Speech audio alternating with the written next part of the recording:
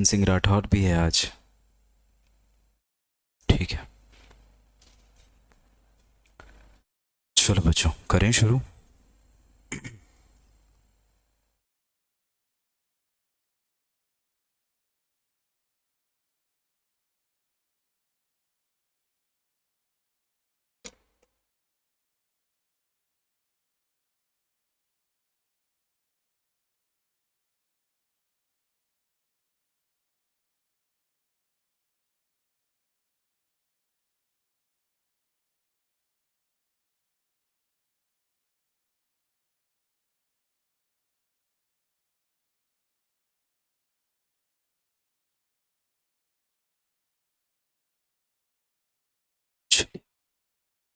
सबसे पहले अपन किसकी बात कर लें बच्चों? We should talk about CPC. ठीक है, सीपीसी कंटेंट वाइज देखा जाए बच्चों तो एग्ज़ाम में सेक्शन 9 ऑल्दो आने के चांसेस कम हैं, पर फिर भी पढ़ के जाएंगे। सेक्शन 10, सेक्शन 11, ठीक है। फिर दूसरा हिस्सा सेक्शन 15 to 20, तीसरा हिस्सा प्रोसीजर, चौथा हिस्सा अपील्स, रिव्यू, रिवीजन। ठीक है, सेक्शन अगर देखे जाएं बच्चों तो यही करना है अपने को, एक रेफरेंस भी। ठीक है,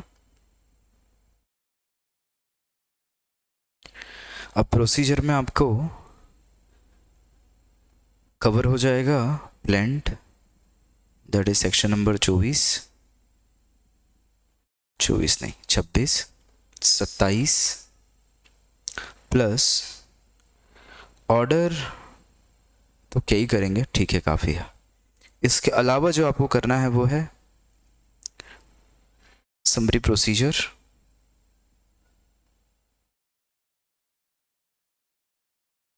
और आपको कवर करना है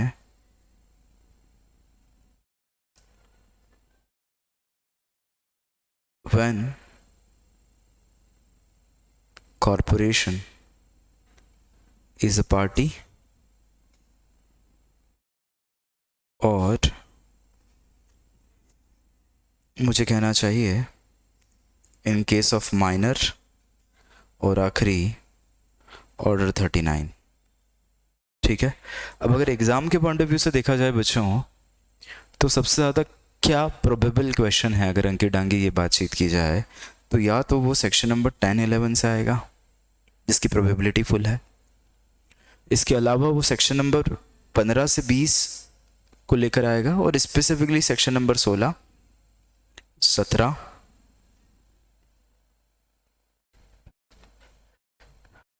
बच्चों आवाज नहीं, ठीक है, 16, 17, 19, 20 यहाँ का क्वेश्चन आएगा। ठीक है, प्रोसीजर को लेकर एज सच चांसेस 0 हैं, बट फिर भी कुछ क्वेश्चन बन सकते हैं एग्जाम में, ध्यान से समझिएगा, जो प्रोसीजर को लेकर आ जाएंगे। मुझे कह देना चाहिए एक discovery and production of document,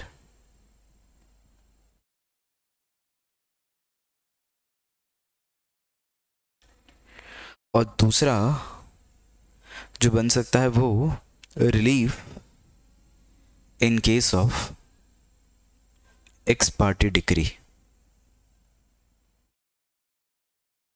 ये क्वेश्चन एक्सपेक्टेड है कहाँ से बच्चों? सीपीसी से, प्रोसीजर को लेकर। फिर अगर बात करें अपील्स, रिव्यू, रिवीजन, रेफरेंस की, तो इसमें शॉर्ट नोट की तरह क्वेश्चन अगर आए तो आए बच्चों, वरना चांसेस नहीं है। तो एक बार फिर भी रेफरेंस, रिव्यू, रिवीजन करना है अपने को, और अपील में भी अपील ऑन ऑर्डर्स करना है, अपील ऑन ऑर्डर्स।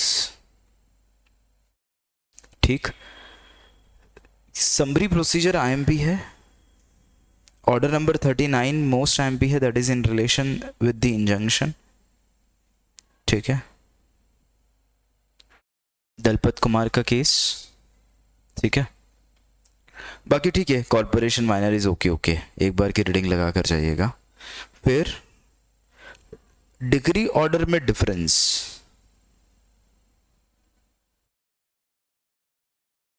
ये इस चैप्टर से मैक्सिमम क्वेश्चन बन सकते हैं बच्चों, जो प्रोबेबल हैं वही बता रहा हूं आपको। इस चैप्टर से जो भी क्वेश्चन प्रोबेबल हैं वही बना रहा हूं, ठीक। एक चीज और आइडेंटिफाई कर देता हूं आप लोगों के लिए कि सेक्शन नंबर 10, 11 और यहां पर अगर कोई क्वेश्चन आया तो more probable question application based आएगा।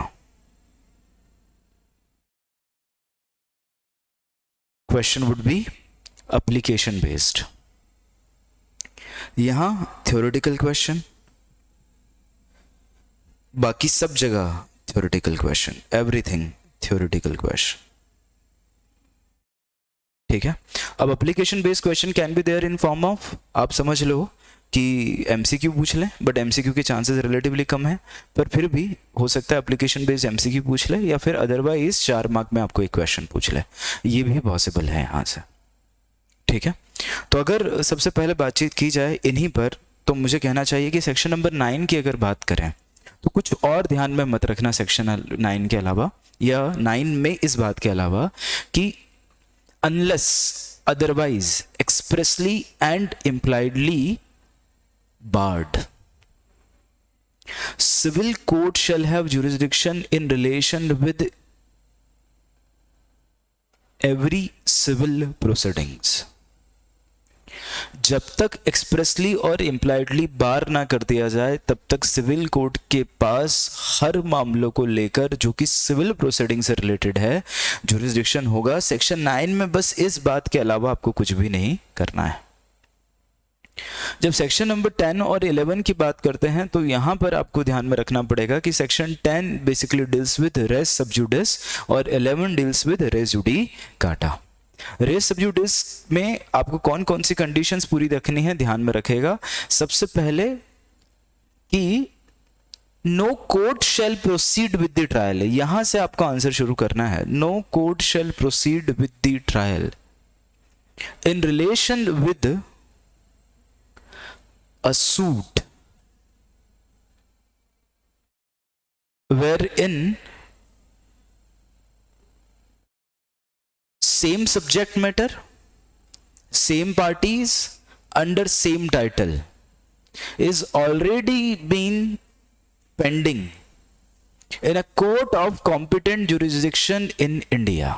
ध्यान रखना, इन इंडिया में कहीं ना कहीं वह होना चाहिए पेंडिंग। इसका मतलब अगर इंडिया के बाहर कलवानी कोई भी मामला पेंडिंग है तो ऐसे केस में तुम्हारे पास प्रोसीड नहीं करने का पावर नहीं है, आपको प्रोसीड करना पड़ेगा। अब इंडिया में भले ही वो मैटर, ध्यान रखिएगा, कहीं भी पेंडिंग हो, मतलब हाई कोर्ट में पेंडिंग है तो भी प्रोसीड नहीं कर सकते, सुप्रीम कोर्ट में पेंडिंग है तो भी प्रोसीड नहीं कर सकते, जब सेम पार्टी सेम टाइटल और मेरा कहना है कि सेम सब्जेक्ट मैटर वाला कोई सूट ऑलरेडी पेंडिंग है with the court of competent jurisdiction in India, ये बात ध्यान रहे। तो no court shall proceed with the trial. अब यहां पर अगर कोई केस आया तो मेरे हिसाब से वो सिर्फ कौन सा बन सकता है, तो मुझे हो सकता है बोलना चाहिए कि स्वान और विंग्स फार्मास्यूटिकल्स का। स्वान और विंग्स फार्मास्यूटिकल का केस डिट्टो वही छापकर अगर एमसीक्यू में दे दें या अदरवाइज दे दें तो चांसेस हैं, अदरवाइज तो वो किसी भी तरह से बहुत ज्यादा टिपिकल क्वेश्चन तो यहां नहीं बना रहे।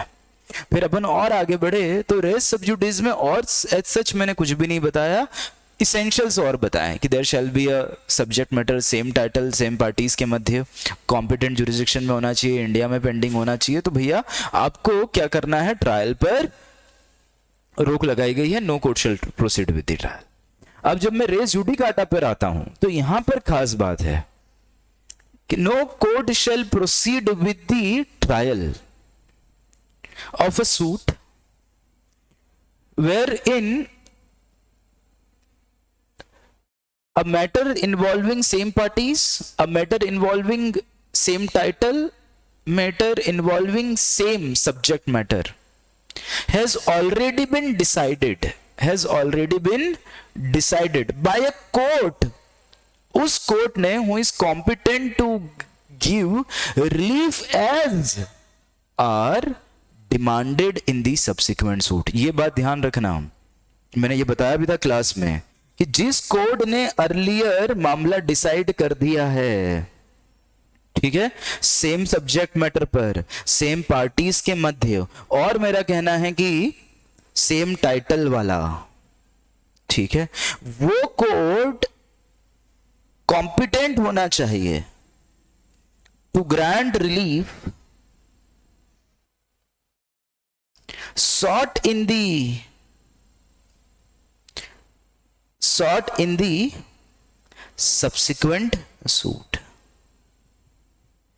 ये बात आप ध्यान रखें, जिस भी कोर्ट ने ऑलरेडी मैटर डिसाइड कर दिया है वह सब्सिक्वेंट सूट में जो रिलीफ मांगी गई है उस रिलीफ को भी देने के लिए कॉम्पिटेंट है। तो ऐसे केस में सब्सिक्वेंट कोर्ट को कह दिया कि भैया आप उस सूट को लेकर प्रोसीड नहीं करेंगे। ये ध्यान रखा जाए। इसी के साथ अगर तुम्हें ऐसा लगे कि भैया मेरे पास रेस जुडिकाटा में कंटेंट कम पड़ रहा है एग्जाम में, तो आपके पास दो रास्ते हैं। अब एक, रेस सबजुडिस से आप इसका डिफरेंस बनाएं, रेस सबजुडिस से आप इसका डिफरेंस बनाएं, और दूसरा आप बनाएं बच्चों, मुझे कह देना चाहिए कि स्टेयर डिजीजेस से डिफरेंस अगर जरूरत पड़े एग्जाम में तो। अदरवाइज स्टेयर डिजीजेस से आपको कोई भी डिफरेंस बनाने की जरूरत नहीं है, ठीक है। बट रेस सबजुडिस से कोशिश कीजिएगा कि आप एग्जाम में डिफरेंस बनाकर आ जाएं रेस जुडिकाटा में। पर स्टेयर डिजीजेस में अनलेस एंड अनटिल कि कुछ भी नहीं बन रहा है तब तक तो अपने को कुछ लिखना ही नहीं है, ठीक है। बट मैंने स्टेयर डिजीजेस पढ़ाते समय तुम्हें बताया था कि अगर स्टेयर डिजीजेस एग्जाम में आ जाए तो रेस जुडिकाटा से जरूर कंपेयर कर दीजिएगा। अगर ऐसा लग रहा है कि स्टेयर डिजीज में कंटेंट अपने पास नहीं बन रहा है तो उस समय अपन स्टेयर डिजीजेस के साथ रेस जुडिकाटा कंपेयर कर दें, अपने को चलेगा। पर रेस जुडिकाटा पढ़ते समय कंपैरिजन, पहला मेरा कहना है कि अंकित डांगे, शुभी अग्रवाल, निकिता तिवारी, पहला comparison with the res sub judice होना चाहिए। और अगर उसके बाद भी कंटेंट कम पड़ रहा है तो फिर सेकेंड आप कंपैरिजन स्टेयर डिजीजेस पे पढ़िएगा, अदरवाइज मत करिएगा। ये ध्यान रहे आपको, ठीक। इसके बाद मैं और आगे बात कर रहा हूं। कुछ मैगजीन्स हम लिख सकते हैं यहां पर, जैसे अट्रीज नहीं बोलना चाहिए, interest reipublicae, ut sit finis litium, ये लिख दीजिएगा। It is a rule of public policy, ये लिख दीजिएगा। इसके बाद ये लिख दीजिएगा कि जिस तरह से stare decisis was not the principle of absolute justice, उसी तरीके से मेरा कहना है कि रेस जुडिकाटा भी एब्सोल्यूट जस्टिस नहीं है। और कलवानी, यहां पर एक लाइन अपने को लिखनी है, हर्षिता चौहान, हर्षिता हिरानी, कौन सी? The procedures are handmaid of justice,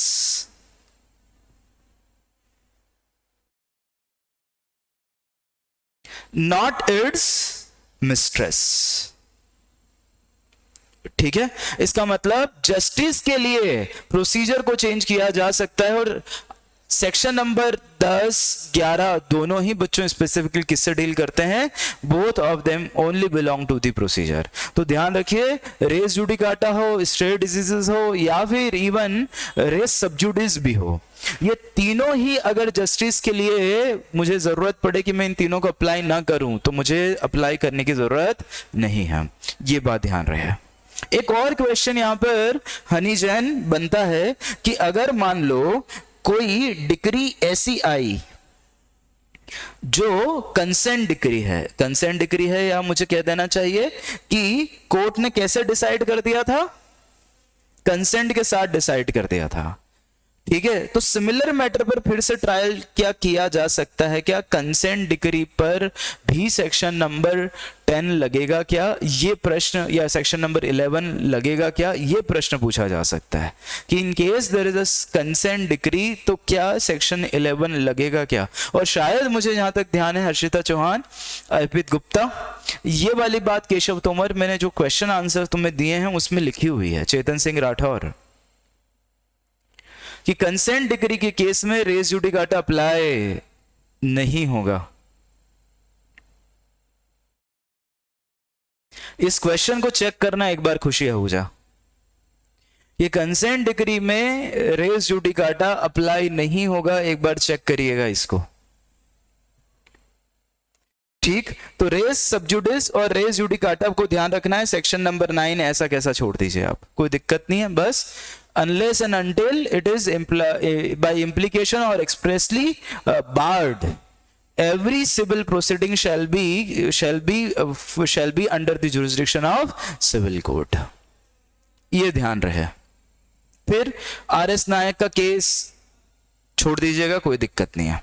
race judicata में तो सच मैंने कोई केस लिखवाया नहीं होगा आपको, मैंने कह दिया था कि इसका प्रोविजन, इसके इसेंशियल, इसका डिफरेंस, ये ध्यान रखिएगा, 3 चीजें। ठीक है, क्वेश्चन नंबर 21 है, एक बार चेक कर लीजिएगा, भले ही अगर आप लोगों के पास स्पायरल हो तो। ठीक है, तो वो एक बार सॉल्व करके जाना। फिर सेक्शन नंबर 12 छोड़ दीजिए, 13 to 15 है, 13 to 14 भी छोड़ दीजिए, मतलब है ही नहीं तुम्हारे सिलेबस में। सीधे पहुंच जाइए 15 में। अब जुरिस्डिक्शन को डिसाइड करने के लिए अपने पास बहुत सारे तरीके हैं, मतलब एक तो कि ट्रायल में प्रोसीड करेंगे या नहीं, ये बात बोली गई है। कहां पर? सेक्शन नंबर 9, 10, 11 कि आप ट्रायल कर सकते हैं या नहीं। अब हम सेक्शन नंबर 15 से लेकर 20 तक इस बात को लेकर समझने की कोशिश कर रहे हैं कि भैया ट्रायल तो तभी होगा ना जब सूट इंस्टीट्यूट हो गया। अरे बोलो, तो हम सेक्शन नंबर 15 से 20 तक अगर बात कर रहे हैं तो हम बात कर रहे हैं प्लेस ऑफ सुइंग की। हम किसकी बात कर रहे हैं बच्चों? प्लेस ऑफ सुइंग की। ठीक है, कि क्या, कौन से प्लेस पर मुझे सूट इंस्टीट्यूट करना चाहिए, कैसे इंस्टीट्यूट होगा, that is a different thing. पर मेरा कहना है कि प्लेस कौन सा हो। तो सेक्शन नंबर 15 में सबसे पहले मैंने ये कहा कि ये मेजरली पेक्यूनरी जुरिस्डिक्शन की बात करता है। किसकी बात करता है? पेक्यूनरी जुरिस्डिक्शन की बात करता है। उसका साफ कहना है कि जो कोर्ट इंफीरियर है, या यूं कहूं कि लोवेस्ट इन रैंक है और पेक्यूनरी जुरिस्डिक्शन रखता है, उसमें सूट इंस्टीट्यूट किया जाए। ये सेक्शन नंबर 15 है। 16 तुमको बहुत ध्यान से पढ़ के जाना है बच्चों, तुम्हें सेक्शन नंबर 16 और बहुत ध्यान से पढ़ना है। 17, 18 एक बार ठीक है डिस्कस कर लेंगे, कोई दिक्कत नहीं है। पर हाँ 18 तो 18 भी नहीं, 16 और 17। 16 में यह बातचीत हुई कि अगर सूट रिलेटिंग टू किससे हैं? इमूवेबल प्रॉपर्टी से रिलेट करते हैं, तो जिसमें अपन ने बहुत सारे पॉइंट पढ़े थे, जैसे recovery of immovable property with और विदाउट रेंट। जैसे सेक्शन 15 लोवेस्ट कोर्ट है ना, तो हाँ ये तो बात कर रहे हैं बेटा मुकेश कुमार के नाम से जो भी बातचीत है, कि जिस कोर्ट के पास पेक्यूनरी जुरिस्डिक्शन है लोवेस्ट इन रैंक, ठीक है, जो उसी के पास अपने को अप्लाई करना है, ठीक, सूट इंस्टीट्यूट करवाना है। तो सेक्शन नंबर 16 में सबसे बातचीत की मैंने सबसे पहले कि भैया अगर हम रिकवरी ऑफ इमूवेबल प्रॉपर्टी करना चाहते हैं विद और विदाउट रेंट, या दूसरा हम करना चाहते हैं पार्टीशन ऑफ इमूवेबल प्रॉपर्टी, या तीसरा हम करना चाहते हैं बेसिकली हम फॉरक्लोजर लगाना चाहते हैं, किस पर? तो उसने कहा या तो in relation with the redemption of mortgage और sale of immovable property. Correct. फिर चौथा, हम इमूवेबल प्रॉपर्टी से रिलेटेड किसी भी प्रकार का इंटरेस्ट डिटरमाइन करना चाहते हैं। पांचवा, अगर मूवेबल प्रॉपर्टी से संबंधित किसी प्रकार का अटैचमेंट हुआ है, मूवेबल प्रॉपर्टी से रिलेटेड अटैचमेंट हुआ है, तो उससे रिलेटेड भी बात हम वहीं करना चाहते हैं। मेरी बात समझ में आ रही है?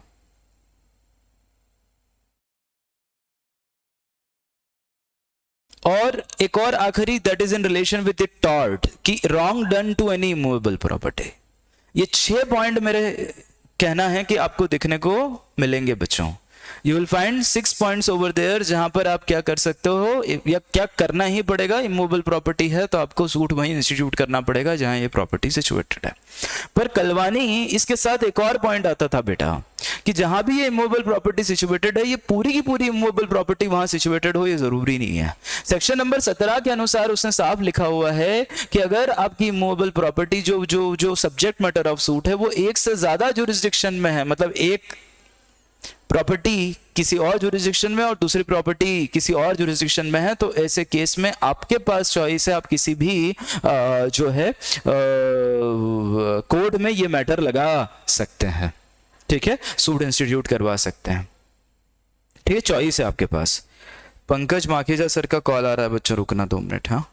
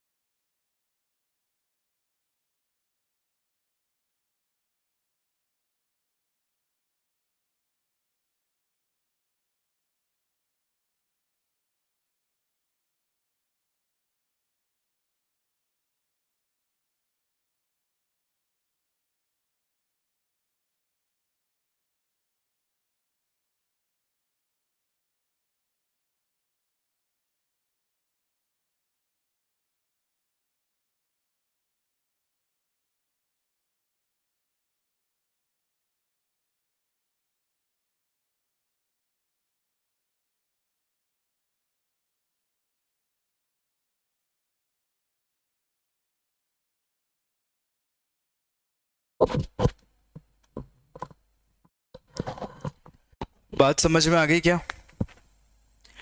तो 16-17 कर लेना, 18 का कोई वैल्यू नहीं है बच्चों।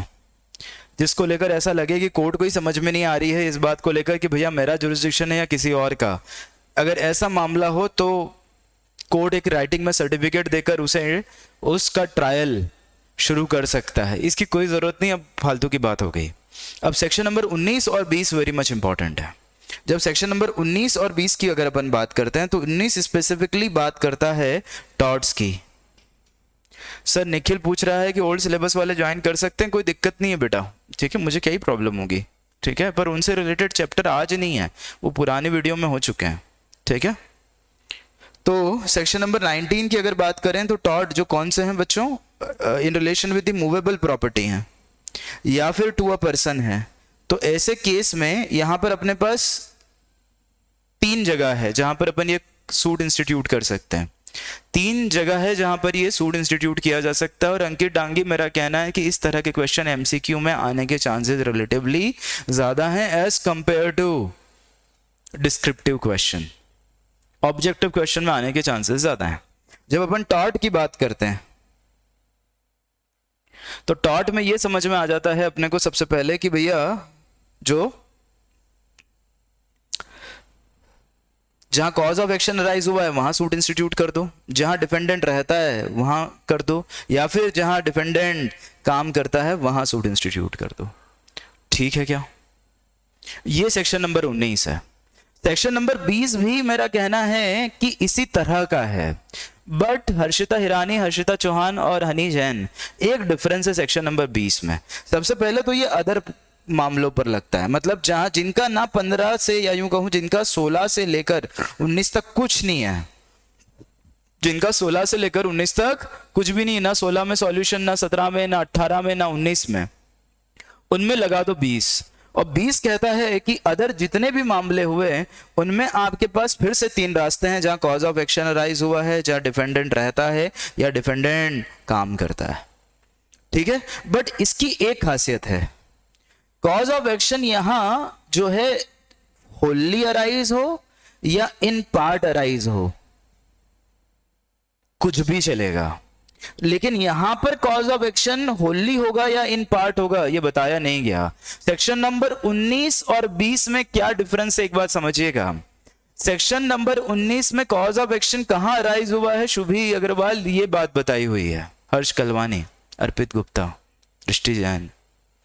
इन पार्ट और एज अ होल उनको कोई वास्ता नहीं है इस बात का। पर जब अपन अदर मैटर में जाते हैं तो उसने कहा है कि जहां कॉज ऑफ एक्शन अराइज हुआ है वेदर इन पार्ट और इन और एज अ होल, तो अगर मान लो कॉन्ट्रैक्ट हुआ है and it has been entered at Indore, ठीक है, एंड ब्रीच्ड इन मुंबई, तो ऐसे केस में दोनों जगह कॉज ऑफ एक्शन अराइज हो गया। क्यों? क्योंकि इन इंदौर इन पार्ट और मेरा कहना है कि मुंबई इन पार्ट। सर प्रश्न यह आया कि टॉर्ट में एक ही जगह क्यों है कॉज ऑफ एक्शन? क्योंकि बताओ, tort is not a मियर contract और मियर ब्रीच ऑफ ट्रस्ट और मियर ब्रीच ऑफ कॉन्ट्रैक्ट, करेक्ट है? तो टॉर्ट जहां हो गया वहीं हो गया, टॉर्ट जहां हुआ वहीं हुआ। बट कॉन्ट्रैक्ट ऐसी चीज है जो लंबे समय तक कंटिन्यू हो सकती है, तो फर्क पड़ता है कि भैया यहां से कुछ हुआ और आगे कहीं कुछ हो रहा है। मेरी बात समझ में आ रही है? But tort is something which take place at time, जो भी हो गया वहां, that is cause of action. और जब अदर केसेस में हम जाते हैं तो बेसिकली ब्रीच ऑफ कॉन्ट्रैक्ट हो गया। अब ब्रीच ऑफ कॉन्ट्रैक्ट को मैं कहां ले जाऊं? टॉर्ट में तो ले जा नहीं सकता। अरे बोलो, सेक्शन 19 में तो ले जाने से रहा, तो मुझे कहां ले जाना पड़ेगा? सेक्शन नंबर 20 में। The difference is tort and contract का डिफरेंस है, बताओ। तो ये बात ध्यान रखें। अब ये तो थोड़ा सा लेवल आप समझ लो कि ये सड़ा सड़ा सा लेवल हो गया, और ऐसे प्रश्न पूछ भी लेने चाहिए उनको, कोई दिक्कत नहीं है। बट एग्जैक्टली क्या क्वेश्चन बनता है एग्जाम में, ये भी हो सकता है कि भैया एक पार्टी इंदौर रहती है, एक पार्टी मुंबई रहती है, और दोनों पार्टी ये डिसाइड कर चुकी हैं कि हम इस मैटर को दिल्ली में कोर्ट में रिजॉल्व करेंगे। तो क्या पार्टीज एग्रीमेंट करके किसी कोर्ट का जुरिस्डिक्शन आउस्ट कर सकती है? ये तुम्हें सिखाया था मैंने सब सिखाया है। क्या पार्टीज एग्रीमेंट करके कोर्ट का जुरिस्डिक्शन आउस्ट कर सकती है? तो मेरा कहना है नहीं, इट इज नॉट पॉसिबल।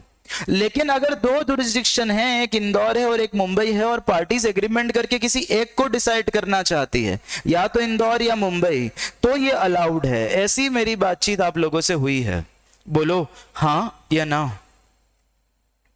जब दो के पास जुरिस्डिक्शन हो तो किसी एक को डिसाइड कर सकते हो, पर दोनों जुरिस्डिक्शन है ही नहीं, तो आप किसी को जबरदस्ती जुरिस्डिक्शन दे नहीं सकते, ठीक है? तो एक शब्द यूज किया होगा, you can not basically vest jurisdiction in any court और confer jurisdiction in any court, even you can not oust jurisdiction of any court. ये बात आपको ध्यान में रखनी है। तो इस सच यहां से जो क्वेश्चन बन रहा है वो यही है बच्चों, यहां से जो क्वेश्चन बन रहा है वो यही है। 10, 11, 15, 20 बस खत्म। अब अपन सीधे अभी चल रहे हैं, बात किस पे कर रहे हैं बच्चों? अपन बात कर रहे हैं प्रोसीजर पर, ठीक है? अब प्रोसीजर में मैंने क्या कहा आपको कि एक प्रश्न और छूट रहा है प्रोसीजर में, that is set of counter claim and equitable set of.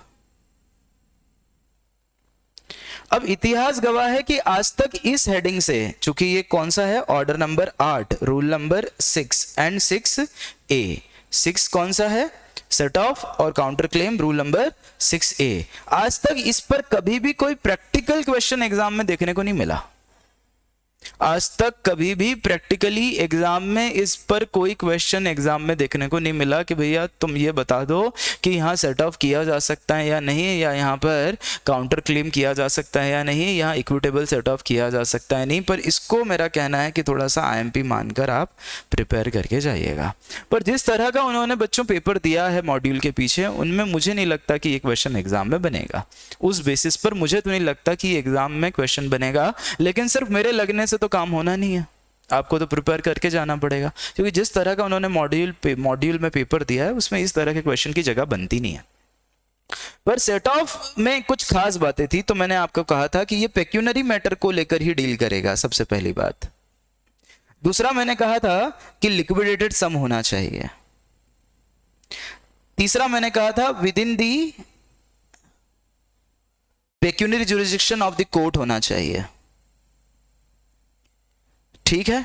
Set of कब तक, till the time of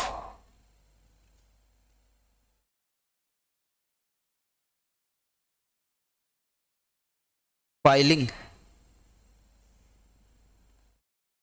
return statement. इसको एक बार चेक करना, या रिप्लाई,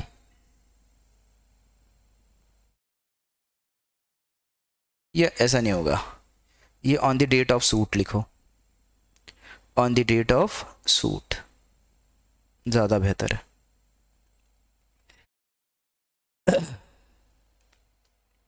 चेक करना एक बार, क्या कहा गया मैंने, पेक्यूनरी जुरिस्डिक्शन होना चाहिए, लिक्विडेटेड सम ऑफ मनी हो, with in the pecuniary jurisdiction हो, और किस तारीख तक का मामला हम क्या कर सकते हैं, इन्फोर्स कर सकते हैं, तो जो on the date of the suit था। इसको एक बार देखिएगा, इंस्टीट्यूशन के दिन कितना अमाउंट ड्यू है, ये ठीक है क्या, इसको एक बार चेक करना। ये हो सकता है डिफेंस की तारीख हो, मुझे एग्जैक्टली याद नहीं आ रहा एकदम, ठीक है। ऑन फर्स्ट हियरिंग, ठीक है, on the date of first hearing, ठीक है। पांचवी बात, shall be considered as cross suit, shall be considered as cross suit. इन बातों को ध्यान में रखा जाए। लिक्विडेटेड सम ऑफ मनी, सिर्फ मनी डिक्री को लेकर ही मामला इन्फोर्स किया जा सकता है, मनी रिलेटेड सूट। फिर दूसरा मेरा कहना है कि within the pecuniary jurisdiction, और डिफेंडेंट का क्लेम किस दिन तक हो सकता है, on the date of hearing तक। क्रॉस सूट की तरह ट्रीट किया जाए। वहीं जब अपन बात करते हैं काउंटर क्लेम की, तो it is not only concern with the money, मतलब सिर्फ मनी रिलेटेड हो जरूरी नहीं। यहां पर अपन जब भी काउंटर क्लेम कर सकते हैं till the time giving defence statement, जिस दिन अपन डिफेंस या रिटर्न स्टेटमेंट दे सकते हैं उस दिन, और अगर फर्दर एक्सटेंड कर दिया गया है तो तब तक भी, और further extended by the court. तो चूंकि ये सिर्फ मनी रिलेटेड नहीं है, इसलिए ध्यान रखिएगा, पेक्यूनरी, या यूं कहूं पेक्यूनरी नहीं बोलना चाहिए, मनी रिलेटेड डिक्री या मनी रिलेटेड सूट स्पेसिफिकली यहां नहीं लिखा जाएगा, ठीक। इसको भी क्रॉस सूट की तरह ट्रीट किया जाएगा बच्चों, इसे भी क्रॉस सूट की तरह ट्रीट किया जाएगा, और जो भी डिसीजन आएगा वो फाइनल होगा। इक्विटेबल सेट ऑफ के केस में मैंने आपको बताया था कि सेट ऑफ और इक्विटेबल सेट ऑफ को कंपेयर किया जाता है। यहां पर अनलिक्विडेटेड सम ऑफ मनी भी होगा तो भी चलेगा।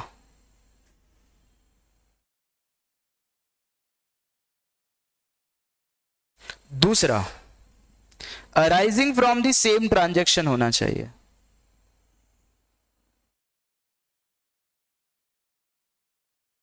और तीसरा मेरा कहना है इसके साथ साथ एक और, arising from the same transaction हो, या फिर party should know about the claim of another party, तो उसे इक्विटेबल सेट ऑफ के रूप में कंसिडर किया जा सकता है। तो इस तरह से ध्यान रखना, ये प्रोबेबल क्वेश्चन में से एक है, ये प्रोबेबल क्वेश्चन में से एक है, ठीक है। फिर मैं अगली बात कर रहा हूं आपसे कि अगर एक्स पार्टी डिक्री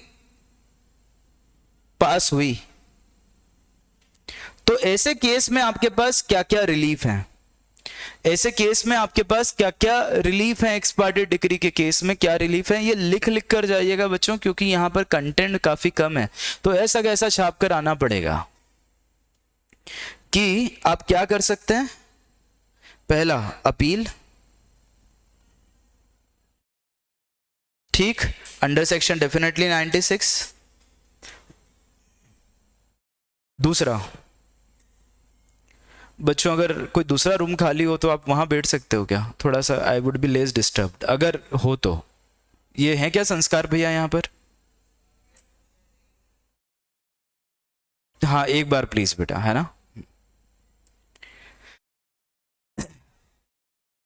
दूसरा, आप रिव्यू कर सकते हो,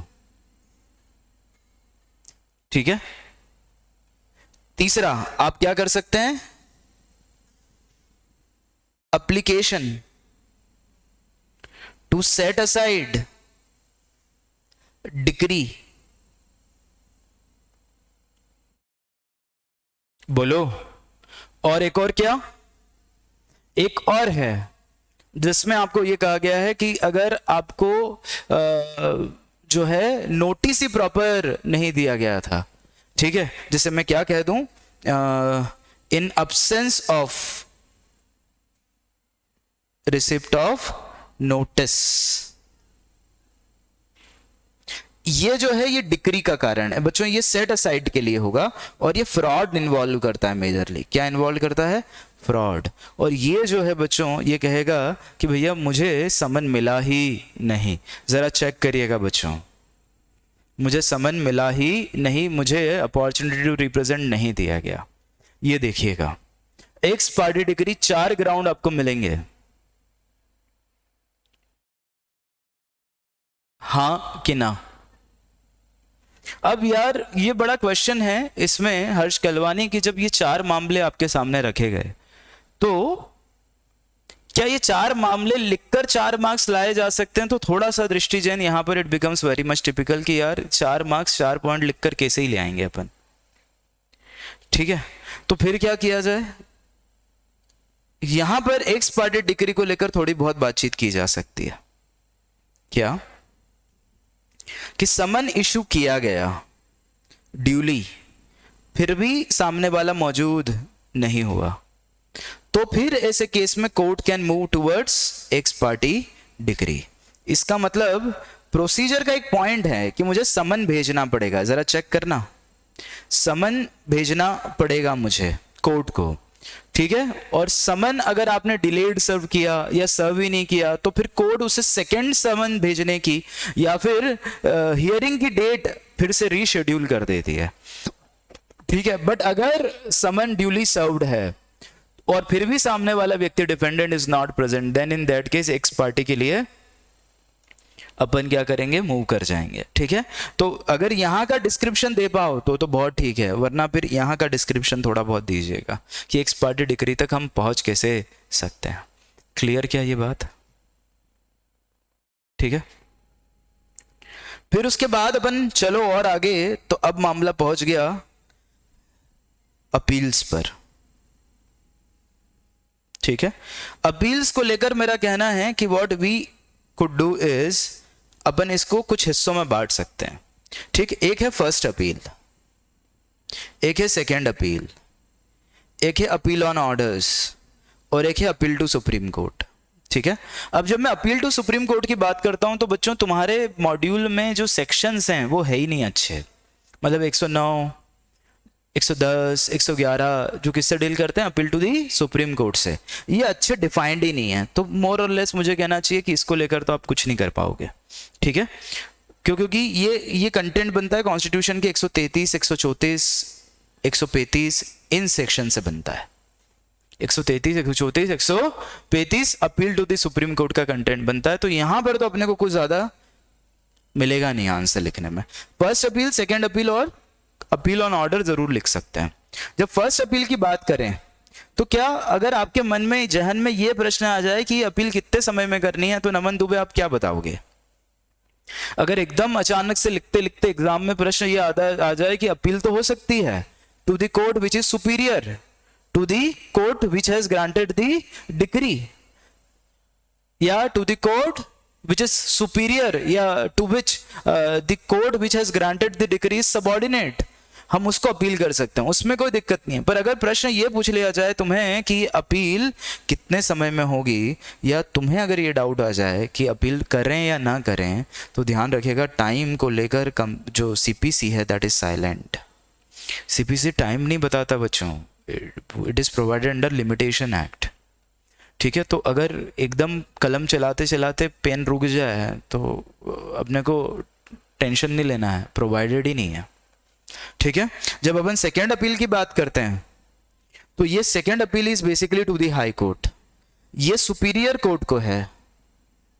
ठीक है, और second appeal is to the high court, plus इसके साथ एक और चीज है बच्चों कि ये क्वेश्चन ऑफ लॉ पर ही होगी, ये बात ध्यान रखिएगा। ठीक है, अब अपन बात कर रहे हैं अपील ऑन ऑर्डर। तो यहां पर अपन ने आंसर कहां से निकाला था, ऑर्डर नंबर 43 से। ऑर्डर पर अपील कौन कौन से केसेस में की जा सकती है, मैंने ये बातचीत की थी। तो एक आंसर तो आ गया, जो मामले ऑर्डर नंबर 43 में क्या है बच्चों, अपीलेबल हैं, उनमें अपील की जा सकती है। इसके अलावा सेक्शन 91, 92 जहां पर कोर्ट ने आपको लीव देने से मना कर दिया, लीव हैज बीन रिफ्यूज्ड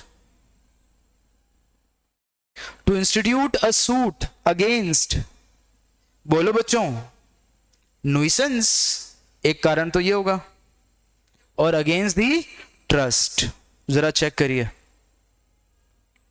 ठीक है, फिर उसके बाद अगर मुझ पर कॉस्ट इंपोज की गई है इन रिलेशन विद, मुझे कहना चाहिए कि आपने मैलिशियसली ही कोई सूट इंस्टीट्यूट कर दिया है, how you have done it, आपने बिना किसी कारण के कोई सूट इंस्टीट्यूट किया गया है और आप पर कॉस्ट इंपोज हुई है। सेक्शन 35A का रेफरेंस होना चाहिए, मुझे जहां तक ध्यान है, एक बार चेक कर लीजिएगा। सेक्शन 35A का भी रेफरेंस होना चाहिए जहां पर बेसिकली ऑर्डर अपीलेबल है। इसके अलावा अगर आपको इम्प्रिजनमेंट मिली है, ठीक है, और not on the valid ground, तब आप अपील कर सकते हैं।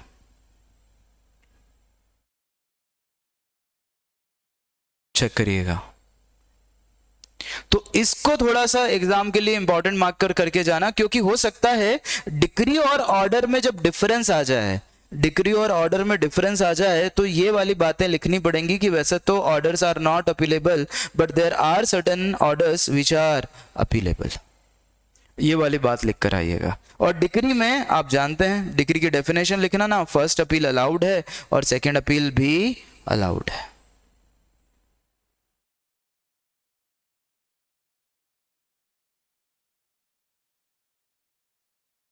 बोलो,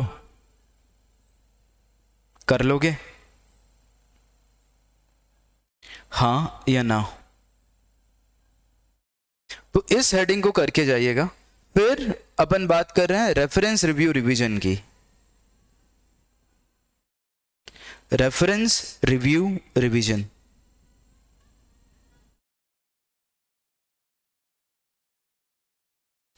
जब मैं बात रेफरेंस रिव्यू रिवीजन की करता हूं तो बताइए, एक कोर्ट जब दूसरे कोर्ट की मदद लेता है, एक कोर्ट जब दूसरे कोर्ट की मदद लेता है बच्चों, तो वो रेफरेंस कहलाता है।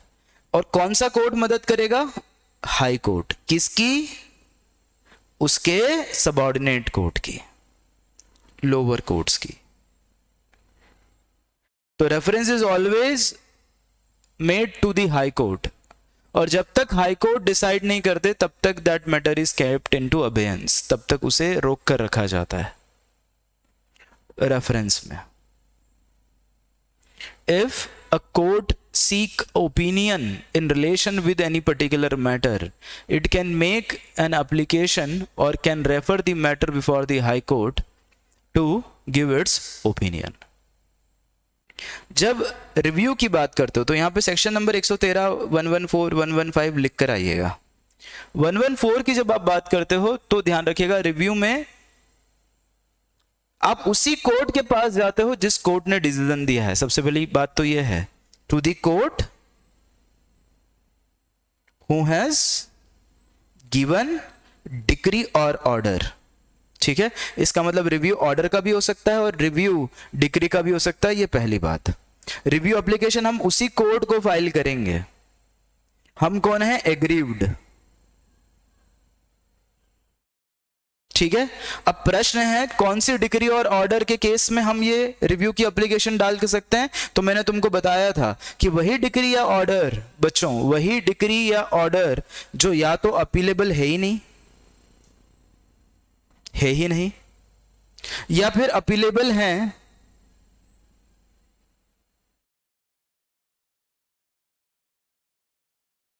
लेकिन आपने अपील नहीं की है, या तो वो अपीलेबल नहीं है या अपीलेबल है लेकिन आपने अपील नहीं की है। ऐसे डिक्री और ऑर्डर के केस में ही बच्चों ध्यान रखिएगा, आप क्या कर सकते हैं? रिव्यू पिटीशन दायर कर सकते हैं। जहां आपने अपील की वहां रिव्यू नहीं होगा। और आगे बढ़े अपन, तो ग्राउंड क्या हो सकते हैं ये भी आपको समझ में आना चाहिए कि किन ग्राउंड पर हम ये लोग बच्चों क्या कर सकते हैं? रिव्यू कर सकते हैं। तो सबसे पहला तो अपन ने कहा था कि ऐसे एविडेंस मिले हैं जो आउट ऑफ कंट्रोल थे। आउट ऑफ कंट्रोल थे मतलब उनको प्रेजेंट करना मुश्किल था, ये शायद लिखवाया होगा मैंने। दूसरा, there is an error apparent on record,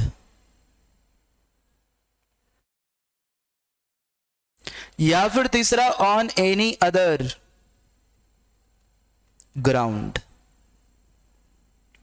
तो या तो एविडेंस हमें मिला है, या एरर अपैरेंट ऑन रिकॉर्ड है, या कोई एनी अदर मटेरियल ग्राउंड है जिसके बेसिस पर आप चाहते हैं कि आपका जो ऑर्डर है या डिक्री है क्या किया जाए? रिव्यू किया जाए। ठीक है। तो ध्यान रखना है डिक्री ऑर्डर दोनों रिव्यू हो सकते हैं। एग्रीव्ड करवाएगा ये रिव्यू, ग्राउंड स्पेसिफिक होने चाहिए, और आपकी अपील लेबल हो ही नहीं, ये अपील एबल है तो आपने अपील ना की हो, देन एंड देन ओनली आप रिव्यू करवा सकते हो।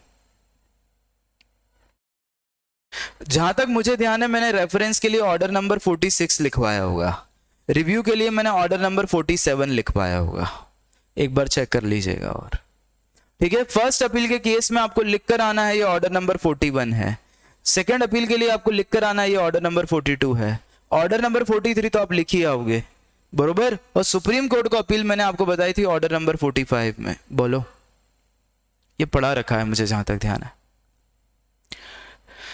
जब मैं रिवीजन की बात करता हूं तो रिवीजन में क्या खास है, तो मैंने सिखाया था कि यहां पर स्पेसिफिक बात है कि error in relation with the jurisdiction होना चाहिए।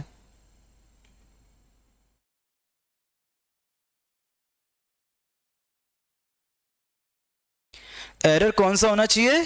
ज्यूरिसडिक्शन का। इसका मतलब आपने बियॉन्ड ज्यूरिसडिक्शन जाके काम कर दिया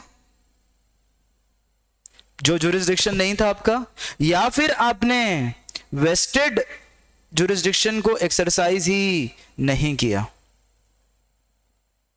बोलो। या फिर there is a material irregularity,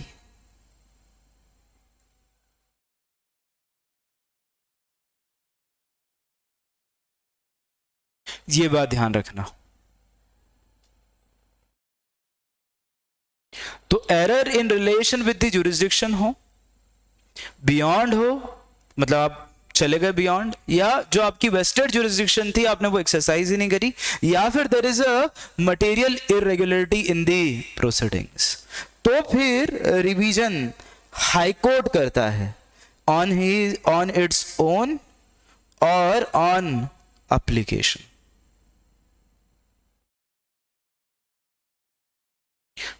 उन मैटर की जो अपीलेबल नहीं है, जो अपीलेबल नहीं है उनका रिवीजन हाईकोर्ट करता है।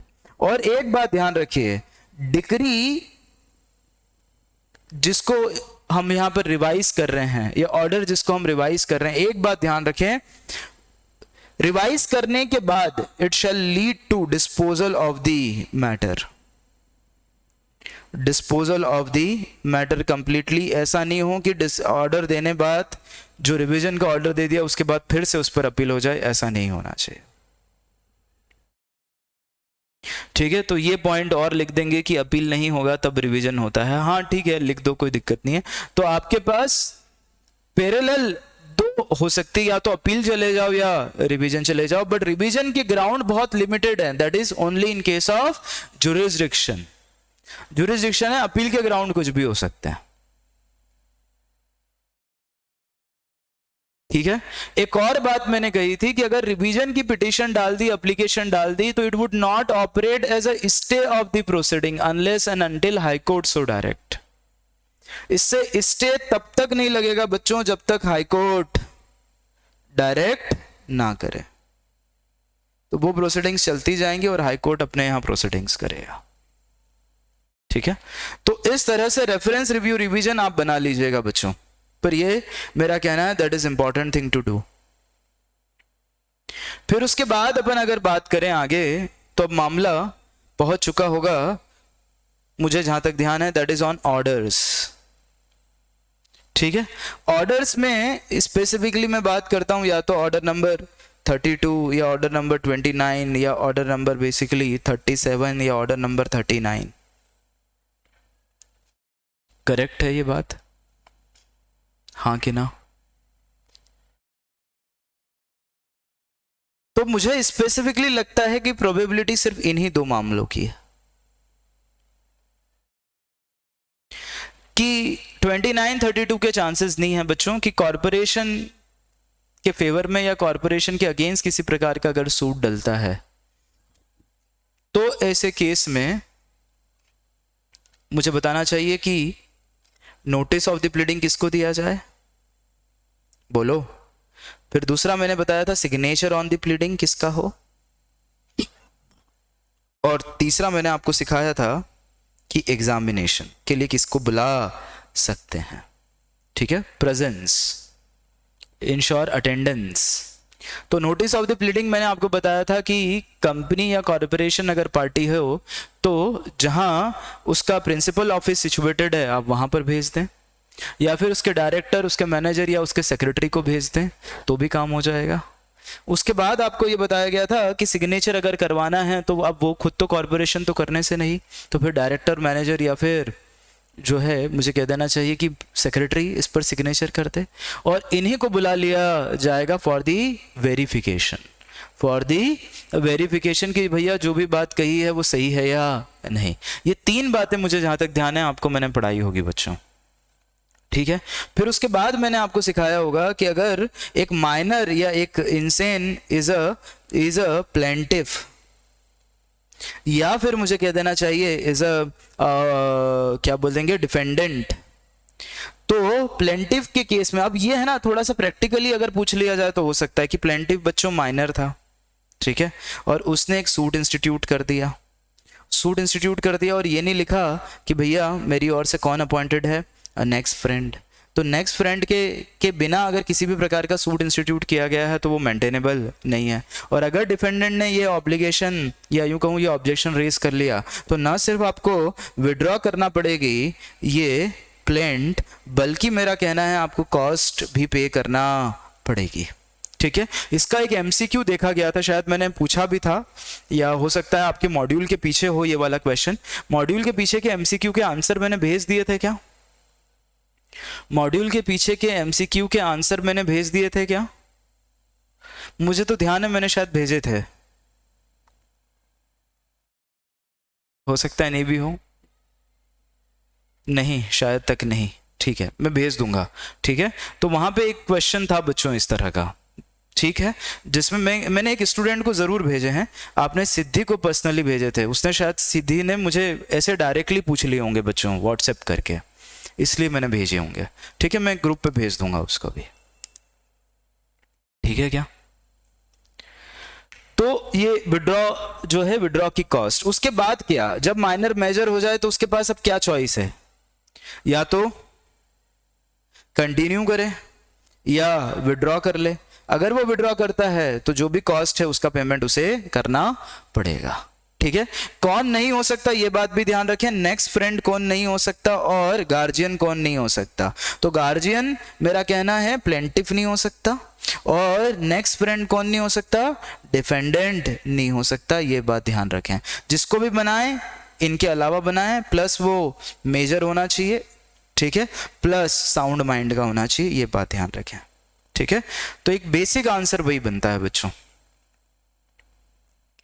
ठीक, इसके अलावा मेरा कहना है कि अपन अब बात करें किसकी, तो we should talk about injunction. और स्पेसिफिकली अगर अपन बात कर रहे हैं तो इट इज टेम्पररी इंजंक्शन। बोलो बच्चों। सब 20, 12, 23 ऑब्जेक्टिव का रिवीजन करवा देना एक बार प्लीज। 20, 12, 23, 20, 12 MCQ का। ठीक है चेतन, एक बार मुझे बताना आखिरी में। मैंने ग्रुप में डाल तो दिए थे ना आंसर बेटा, नहीं डाले थे क्या? ये तो आंसर में डाल दिए थे, मुझे ज्यादा ध्यान है। अब इंजंक्शन क्या होता है? कोर्ट ऑन एप्लीकेशन, ठीक है, बाय एफिडेविट और अदरवाइज सेटिस्फाइड। बताएं किस बात को लेकर? 1, 2, 3 कि अगर प्रॉपर्टी इन्वॉल्व है सूट में। सर एक बार और शेयर कर देना भैया, चेतन भैया, बस ठीक है और कुछ मतलब कहां हैं हम? पर अब तेरे लिए तो करने पड़ेंगे, नहीं होशियार।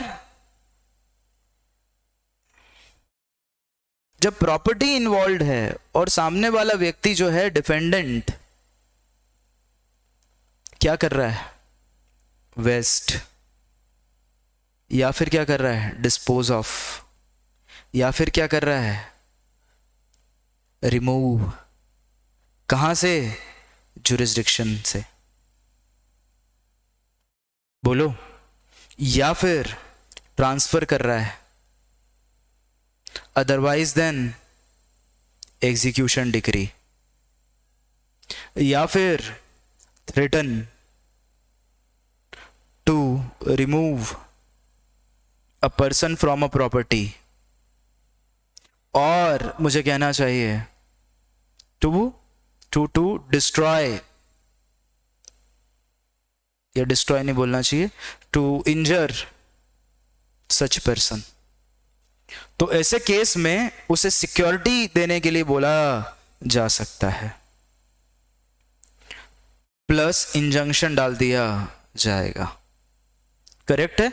बट इसमें एक केस था कि इस तरह का इंजंक्शन तभी दिया जा सकता है जब ये कंडीशन पूरी हो। कौन सी कंडीशन? कि अगर इंजंक्शन नहीं दिया तो it will cause irreparable loss, it will cause irreparable loss. Application हुई है और सेटिस्फाइड है कोर्ट।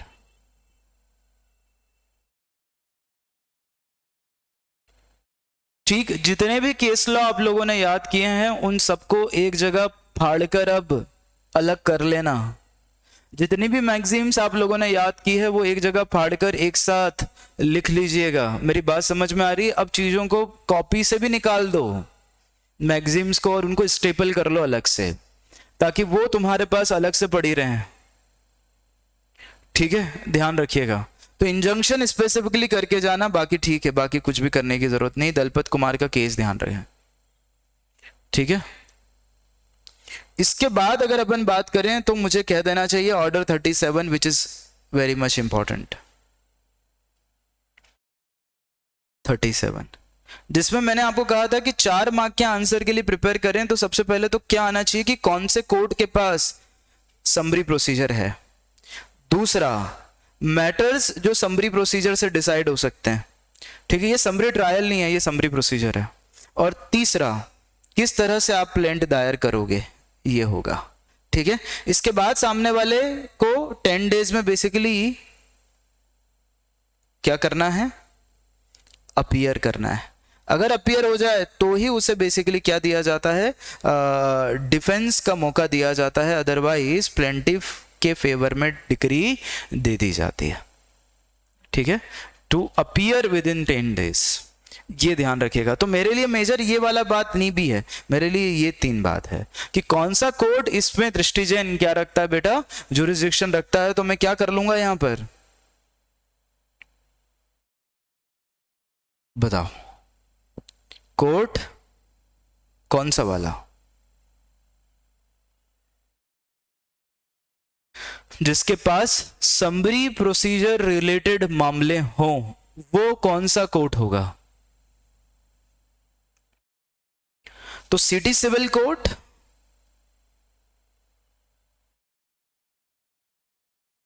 दूसरा क्या कोर्ट ऑफ स्मॉल कॉजेज हो सकता है, देखो जरा, क्या कोड ऑफ स्मॉल कॉजेज हो सकता है क्या, और बताओ।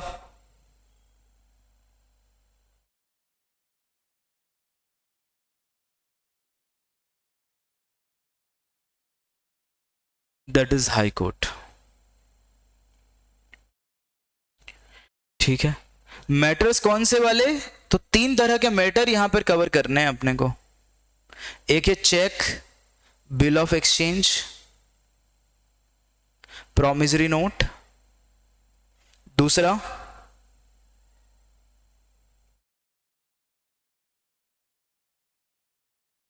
कॉन्ट्रैक्ट इन्वॉल्विंग सर्टेन पेमेंट,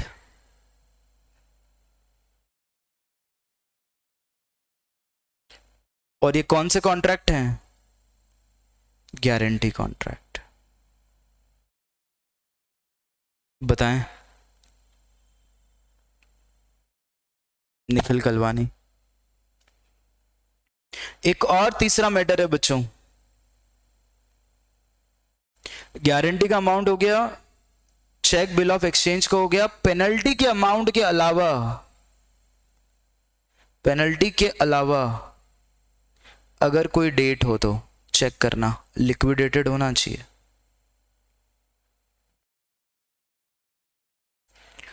तो ये ध्यान रहे, कोर्ट कौन से हो सकते हैं, मैटर्स कौन से हो सकते हैं, और फिर मुझे कहना चाहिए कि जो प्लेंट दायर किया जाएगा उसमें स्पेसिफिकली लगाया जाएगा कि ऑर्डर कौन सा है, 37 है। हम कौन से रिलीफ मांग रहे हैं, जो इसमें अवेलेबल रिलीफ मांग रहे हैं। और ध्यान रखना एक और, टाइटल में क्या लिखा जाए, समरी सूट। ठीक है, इसके नीचे अंडर ऑर्डर 37।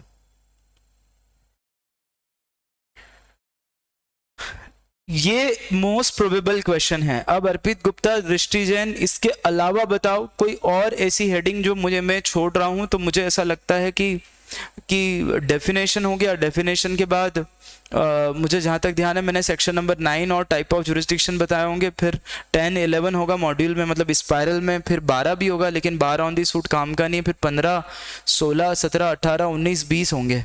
फिर उसके बाद मुझे जहाँ तक ध्यान है मैंने प्रोसीजर पढ़ाना शुरू कर दी होगी आपको, जिसमें मैंने आपको सेक्शन नंबर 26 का रेफरेंस दिया होगा कि प्लेंट 2 कॉपी में जाता है। ठीक है, जिससे सूट इंस्टीट्यूट किया जाता है। जैसे सूट इंस्टीट्यूट हुआ उसके बाद मैंने आपको समन की भेजी होगी बात। ठीक है, 151 स्मृति निगम बिल्कुल सही है, ये छूट रहा था बेटा, section number 151, that is very much important, please mark करिएगा इसको। ठीक है, इसको याद करके जाइएगा इन क्वेश्चन में। इंटरलॉक्यूटरी ऑर्डर्स चांसेस नहीं है बेटा।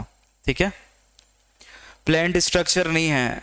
ठीक है, लिखने को आप लिख देना भले ही कि एप्लीकेशन सूट इंस्टीट्यूट करने के बाद अगर हम कोई एप्लीकेशन करते हैं जिससे कि हमारा पर्पस पेरिशेबल गुड्स को सेल करना हो, तो ताकि उनकी वैल्यू को हम प्रिजर्व कर सकें, these types of orders are known as interlocutory orders, इनको इंटरिम ऑर्डर्स भी कहते हैं। ठीक है, तो ये एप्लीकेशन करने से आते हैं, जैसे इंजंक्शन एप्लीकेशन से आता है वैसे ही जो है इंटरलॉक्यूटरी ऑर्डर्स भी एप्लीकेशन से आते हैं। ठीक है, अब section 151 that is inherent power of the court.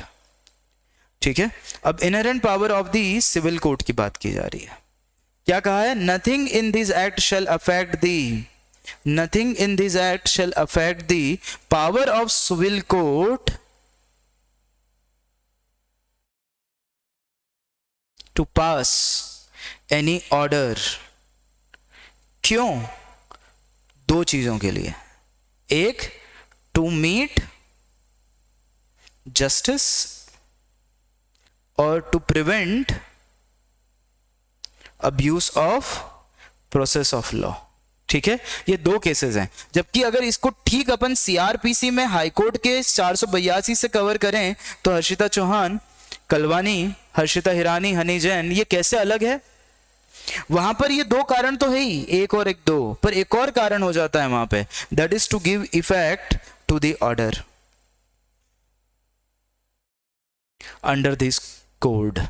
482 में इन दो ग्राउंड के अलावा एक और ग्राउंड बढ़ जाता है बच्चों, जिसमें यह बोला जाता है कि भैया क्या किया जा सकता है, एक और केस है जिसमें इनहेरेंट पावर एक्सरसाइज किया जा सकता है। शायद डिफरेंस भी मैंने तुम्हें बनवाया हो, मुझे जहां तक ध्यान है। और मैंने ये भी कहा था कि यहां सिर्फ पावर हाई कोर्ट को है, यहां पे पावर सिविल कोर्ट को है।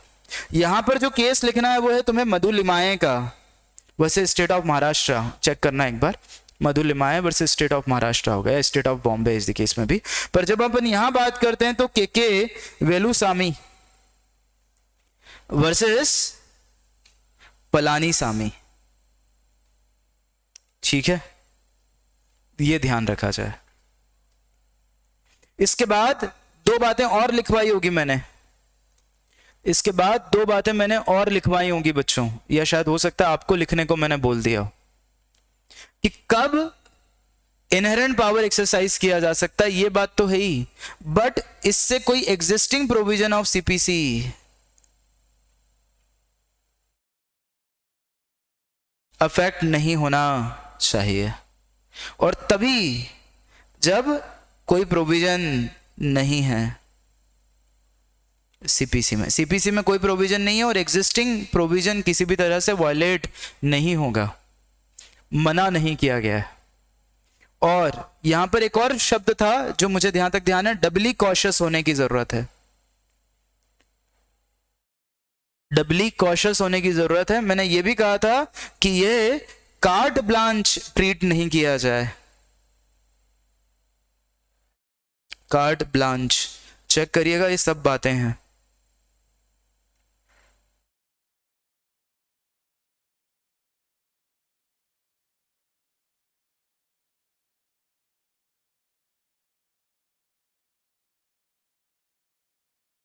बोलो, इसके अलावा कुछ बच रहा है क्या? दृष्टि जैन, अर्पित गुप्ता, अंकित डांगी, देखो जरा, ऐसा कुछ जो मैंने मार्क करवाया वो बहुत ही ज्यादा एमपी, मुझे तो यही ध्यान आ रहा है, इसके अलावा कुछ ध्यान नहीं आ रहा।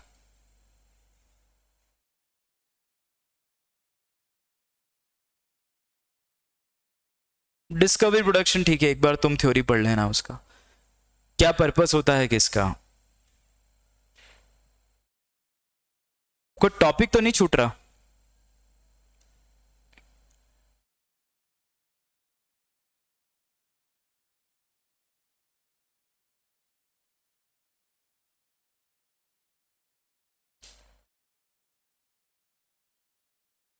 कॉज ऑफ एक्शन क्या होती है? फैक्ट्स टू बी प्रूव्ड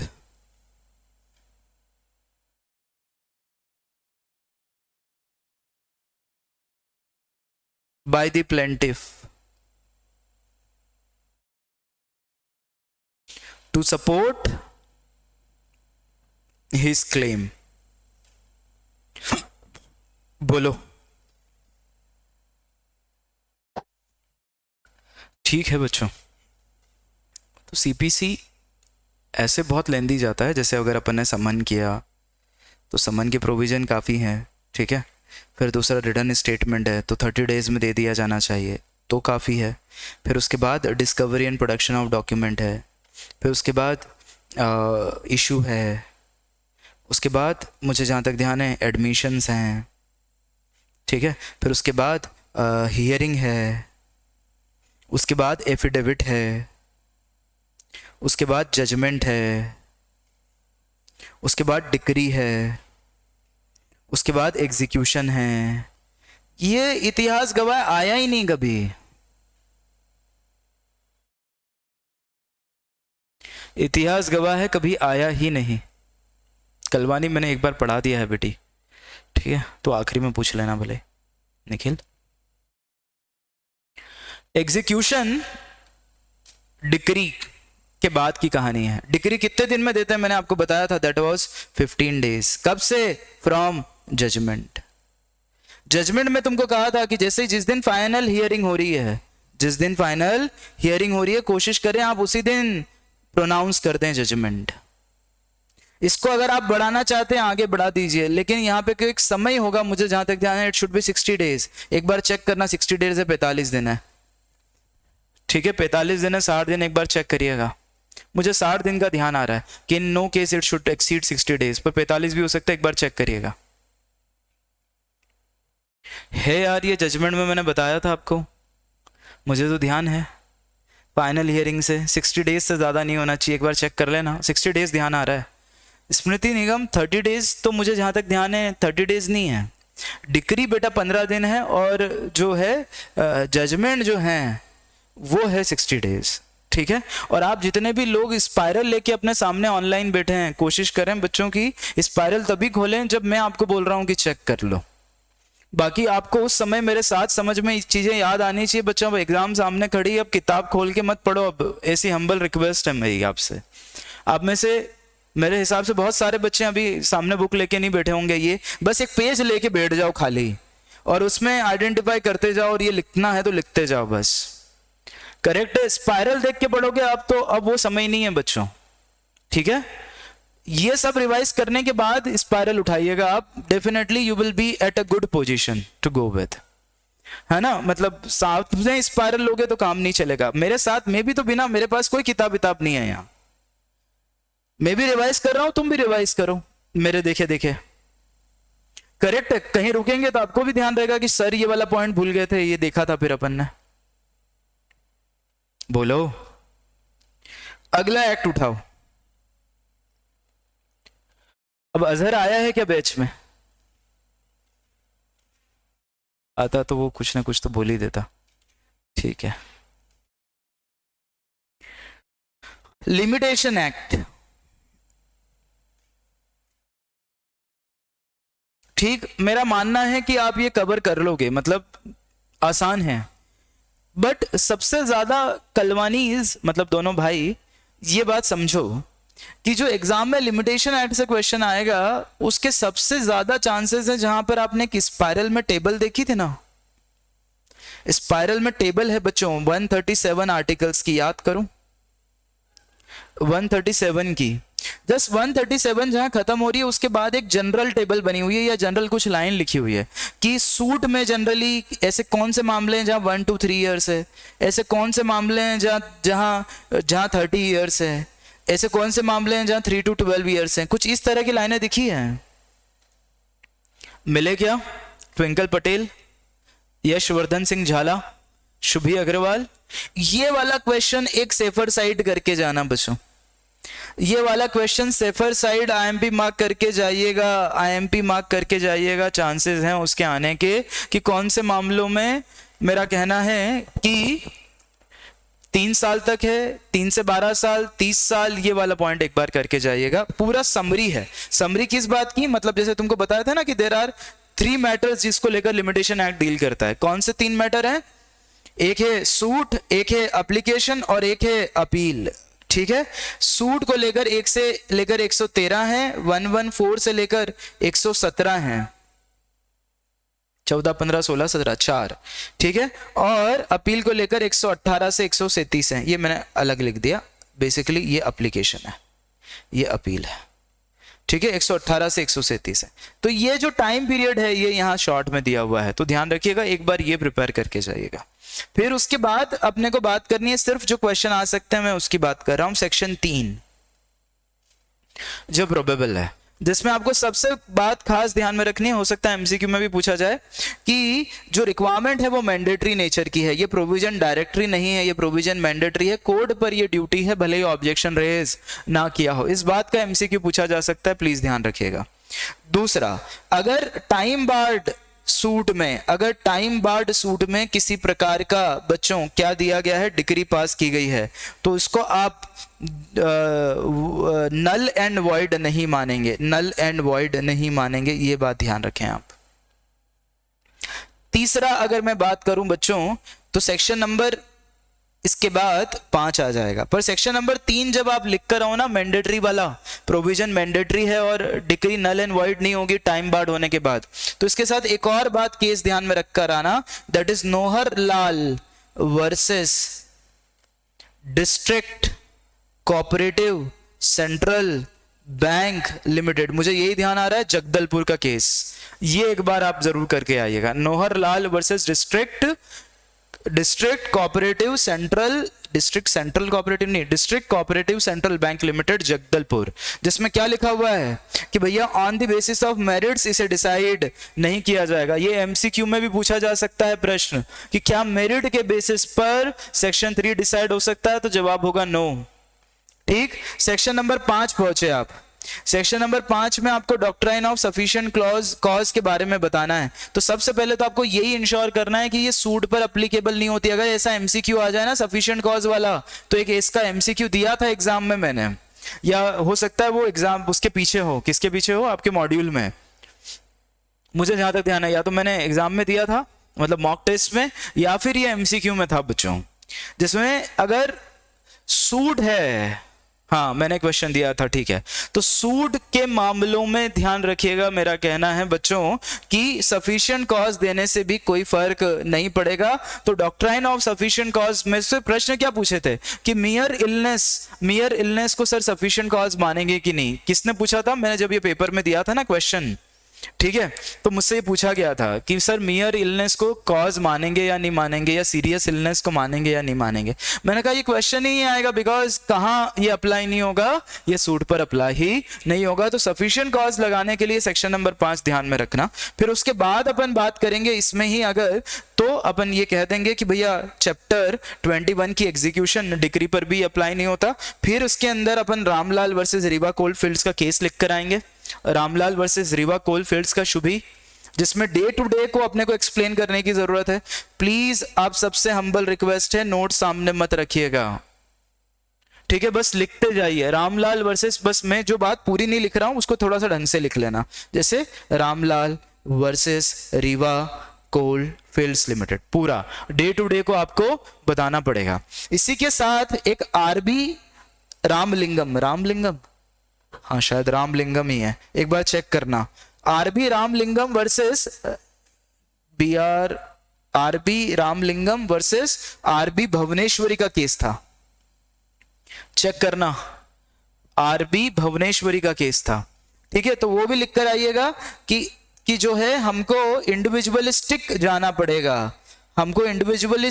पड़ेगा, ऑब्जेक्टिव टेस्ट अप्लाई नहीं कर पाएंगे, ये भी बात मैंने आपको कही थी, ठीक है, ध्यान रहेगा। अब निखिल कलवानी, अब तेरे सिलेबस में इतने केस नहीं थे बेटा, ये नए सिलेबस में ही है, ठीक है, शायद नहीं थे तेरे केस सिलेबस में, नहीं थे ना, मुझे तो यही ध्यान है। फिर उसके बाद आगे बढ़े, और तो सेक्शन नंबर 6 से कोई क्वेश्चन आए चांसेस कम है, पर फिर भी 6 का अगर क्वेश्चन आए तो 6 लिखकर 8 लिखकर आ जाइएगा, बस 6 + 8, 7 छोड़ के चले जाओ कोई दिक्कत नहीं है, 7 छोड़कर चले जाओ कोई दिक्कत नहीं, 6 + 8 लिखकर जरूर आइएगा, एग्जाम में आ जाए। लीगल डिसेबिलिटी 6 का 1, 6 का 2, 6 का 3, 6 का 4, जितना भी आप लिख पाए 6, और in any case shall not exceed 3 years। ये सेक्शन नंबर 8 में मैंने आपको बताया होगा, बोलो। फिर इसके बाद अपन आगे बढ़े, और तो सेक्शन नंबर 9 मेरा कहना है लिख के जाना, 4 मार्क का कंटेंट बनाना है। अब सबसे बड़ी दिक्कत है सेक्शन नंबर 9 के साथ कि इसका 4 मार्क का कंटेंट नहीं बनता, सेक्शन नंबर 9 का 4 मार्क का कंटेंट नहीं बनता, तो इसके 4 मार्क के लिए लगभग आधा पेज का कंटेंट बनाकर जाना। आप मेरी बात समझ में आ रही है क्या?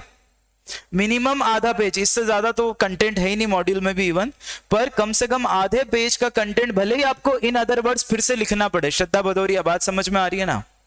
ये आईएमपी है, शायद ये भी मैंने एक बार क्वेश्चन पूछा होगा आपको पेपर में कि once time begin to run it does not stop. ठीक है, तो पहले तो ये कि once time has begun to run, it does not stop. अब फिर इन अदर वर्ड्स वापस से लिख दो, इन अदर वर्ड्स।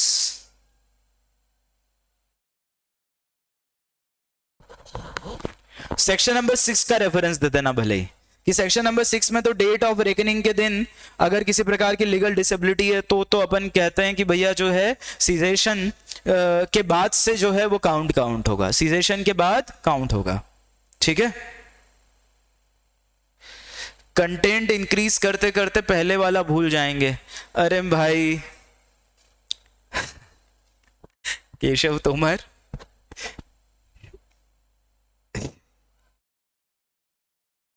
ठीक है, जैसा उचित लगे वैसा करो, मैंने मेरा ओपिनियन दे दिया है। ठीक है, मतलब इस पर बहसबाजी नहीं करें तो ही बेहतर है। तो अगर रेकनिंग या कॉज ऑफ एक्शन अराइज होने के बाद किसी प्रकार की डिसेबिलिटी अराइज होती है तो ध्यान रखिएगा it will not affect the case. और यहां का फिर अपने को एक्सेप्शन लिखना है, एक्सेप्ट इन केस ऑफ, बताओ, accept in the case of administration of property, ये भी समझाना, बाय द डेटर हिमसेल्फ, इसके केस में रुक जाएगा मामला। Accept in the case of administration by the debtor himself. फिर एग्जाम में एग्जैक्टली तुमको एक और बात लिख कर आनी होगी, पता है कि किस दिन से actual cause of action arise हुआ, क्योंकि टाइम बिगन टू रन कब होगा, कॉज ऑफ एक्शन अराइज होने से।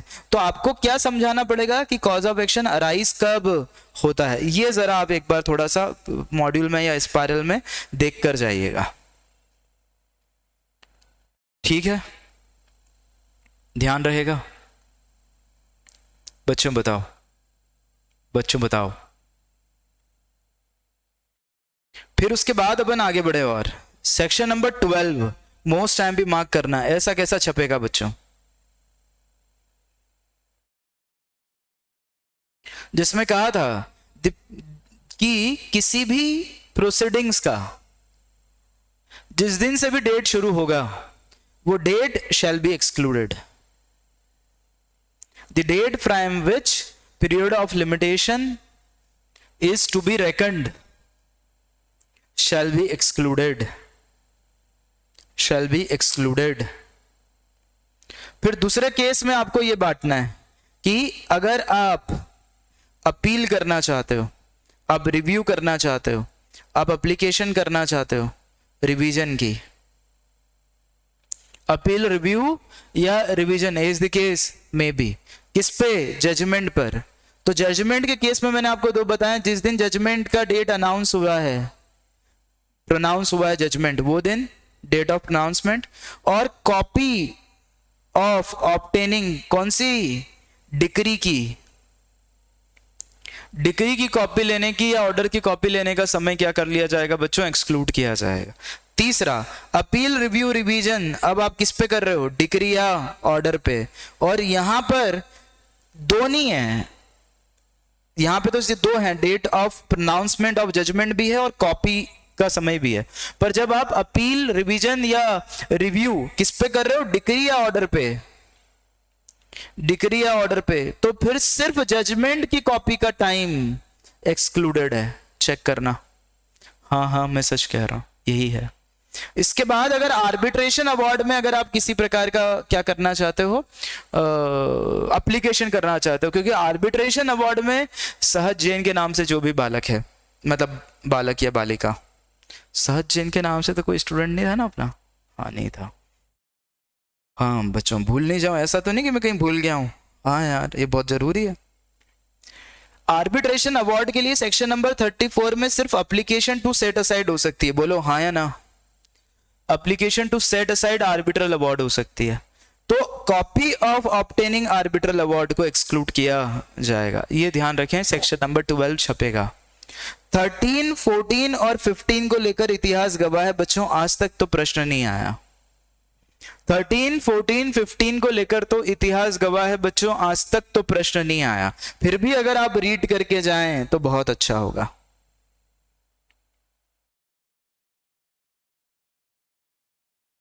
ठीक, 13 में basically pauper institute a suit और प्रीफर एन अपील, बोलो and the application has been rejected, उसने ड्यू डिलिजेंटली किया है यह पूरा प्रोसेस और गुड फेथ में, एप्लीकेशन हैज बीन रिजेक्टेड, तो जिस दिन वो फीस का पेमेंट करता है, ठीक है, तो ये मान लिया जाएगा कि जिस दिन उसने एप्लीकेशन की है उसी दिन सूट किया होगा या अपील कर दिया गया होगा, ये पीरियड एक्सक्लूड कर दिया जाता है। जरा चेक करिएगा आप सेक्शन नंबर 13, मुझे तो यही ध्यान है।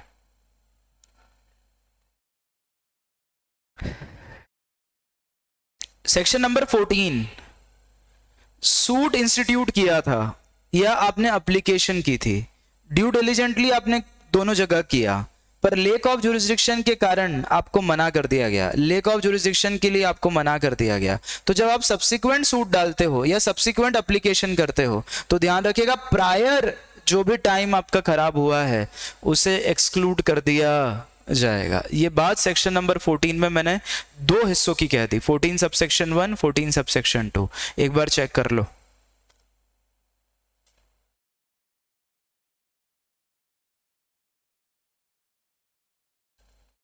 बताओ बच्चों, पहले पॉइंट में मुझे जहां तक ध्यान है नमन दुबे सूट है, और सेकंड पॉइंट में मुझे जहां तक ध्यान है बेटा एप्लीकेशन है, ठीक है, और अपन ने सब्सिक्वेंट लगा दी है, और उसमें अपन अर्लियर सूट और earlier application which has been basically made और instituted in the good faith and was rejected by such court, तो time of the from application till the rejection exclude किया जाएगा यहां पर भी और वहां पर भी। स्मृति निगम, ठीक है, एक बार देख लेना बच्चों, जवाब नहीं दे रहे हो, पता समझ नहीं आ रही, उससे मैं कहीं गलत बोल गया क्या कुछ? मुझे तो यही ध्यान आ रहा है यार, यही है, कुछ सेक्शन छूट गया क्या गलती से? ठीक है, फिर उसके बाद सेक्शन 15 पे पहुंच गए। सेक्शन 15 में मैंने आपको सिखाया कि मान लो किसी के लिए गवर्नमेंट का परमिशन की जरूरत है, क्या जरूरत है? गवर्नमेंट के परमिशन की जरूरत है, या फिर किसी प्रकार का इंजंक्शन है,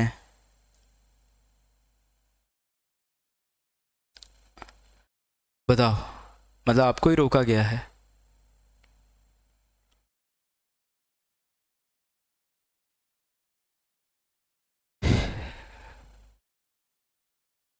या फिर आउटसाइड इंडिया है,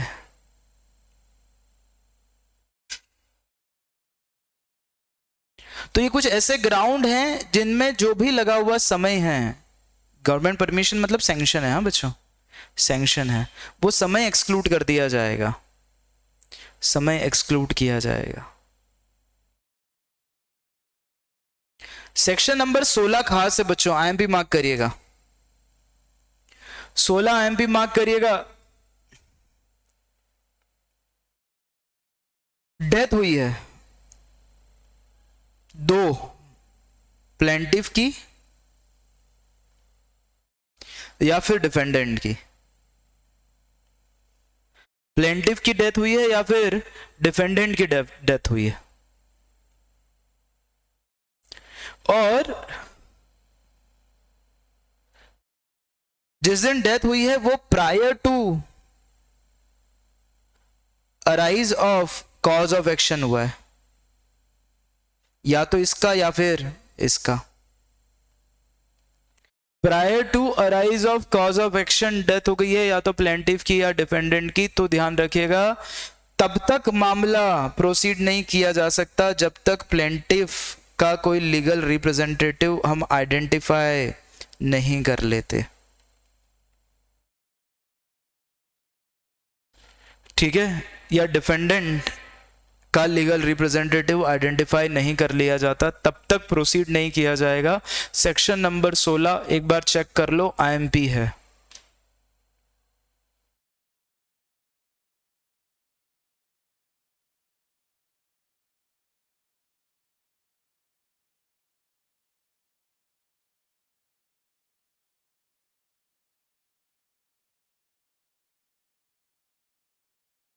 पढ़ाया भी होगा। 18 19 एक बार देख लो।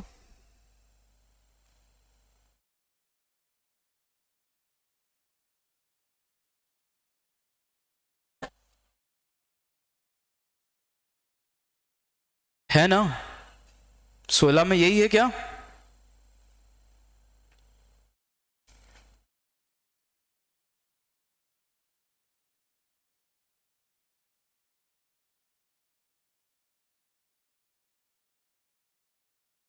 हाँ सर 16 में, मैंने तो यही ध्यान है। 17 में फ्रॉड है मुझे जहाँ तक ध्यान है, 16 में डेथ है और 17 में फ्रॉड है मुझे जहाँ तक ध्यान है, और 16 में डेथ भी है मुझे जहाँ तक ध्यान है, ये भी है, डेथ भी है।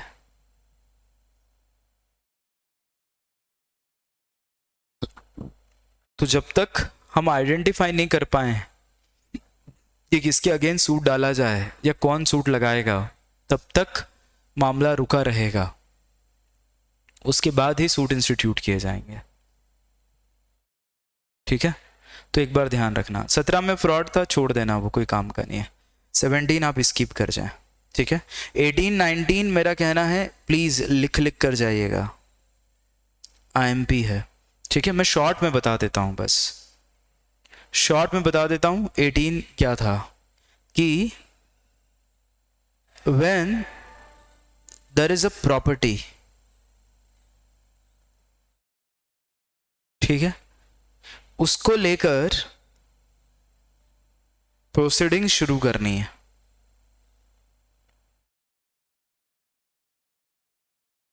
जिससे ये प्रॉपर्टी रिकवर करनी है दैट पर्टिकुलर पर्सन या डिफेंडेंट जिसे बोले, इन राइटिंग, साइन करके, prior to prescribe to expiry of prescribed period. In writing prior to expiry of prescribe period. क्या करता है बच्चों? एक्नॉलेज करता है। तो जिस दिन उसने एक्नॉलेज किया, fresh period of limitation shell start. पर होना कब चाहिए? With in the period of prescribe period, that is with in the period of limitation हो। ठीक है, एक्नॉलेजमेंट इन राइटिंग हो, साइंड हो। ठीक है, कौन करे? डिफेंडेंट, या फिर person from whom he has acquired title. Check करते जाना, मिलना चाहिए। इवन एक्सप्लेनेशन देखोगे तो इनका एजेंट भी आएगा, चेक करना। Agent, defendant, person from whom they have acquired, उनका एक्नॉलेजमेंट होना चाहिए इन राइटिंग और सिग्नेचर। और prior to expiry of period of limitation हो। देख लेना एक बार।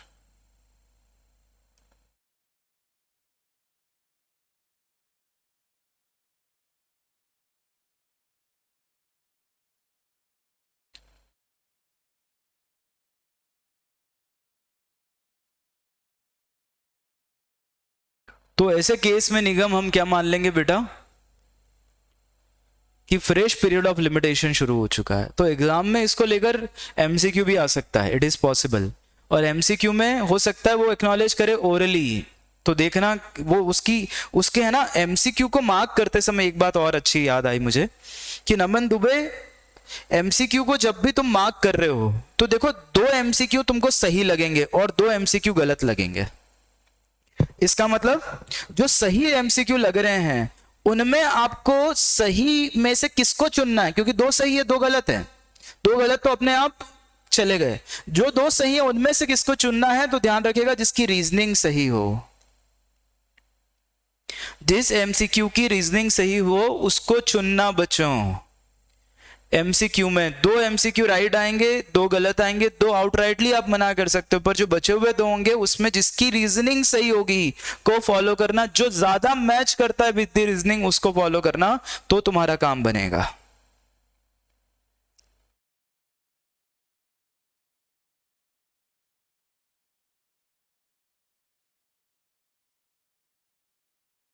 बोलो।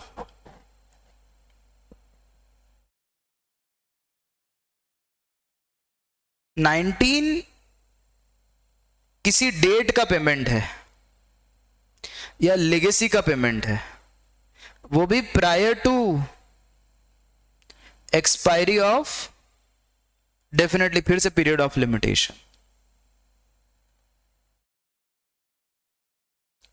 जिस दिन आपने ये पेमेंट कर दिया,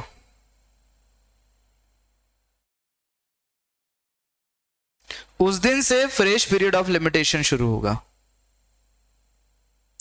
उसने ये भी लिखा है कि जरूरी नहीं कि पेमेंट कैश में हो, अगर क्रॉप्स वगैरह भी आपने दे दिया, मतलब इन काइंड भी दिया, तो भी कंसिडर किया जाएगा।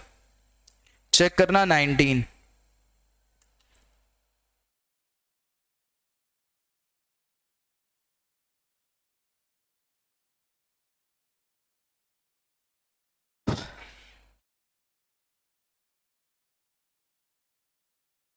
अब सबसे खास बात यह है बच्चों यहां पर कि एक और क्वेश्चन थियोरेटिकल बनता है, that is constitutional validity plus एक और क्वेश्चन है कि क्या रीड जुरिस्डिक्शन पर लिमिटेशन एक्ट अप्लाई होगा क्या। तो कॉन्स्टिट्यूशनल वैलिडिटी का आंसर तो बहुत क्लियर कट है बच्चों, कॉन्स्टिट्यूशनल वैलिडिटी का आंसर तो बहुत क्लियर है, जो क्या कहता है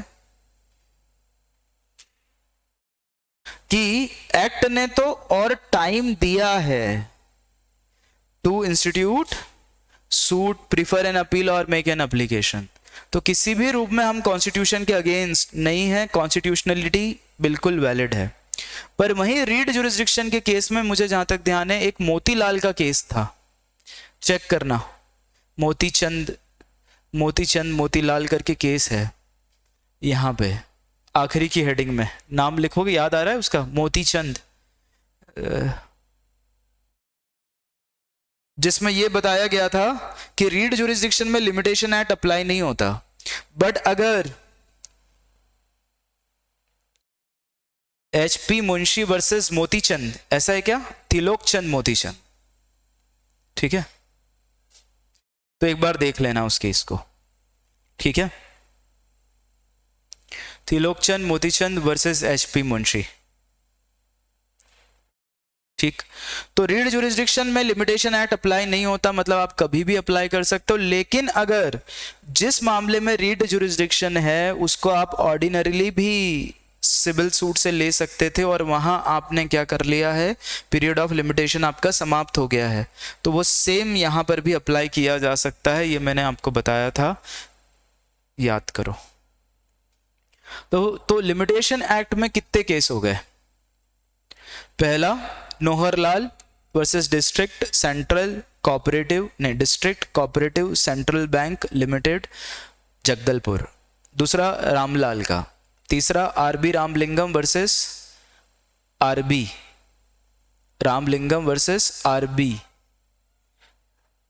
भुवनेश्वरी, ठीक है, कितने हो गए, 3। फिर चौथा अपन बात करने लगे HP मुंशी का case, that is Trilokchand Motichand versus HP Munshi का केस।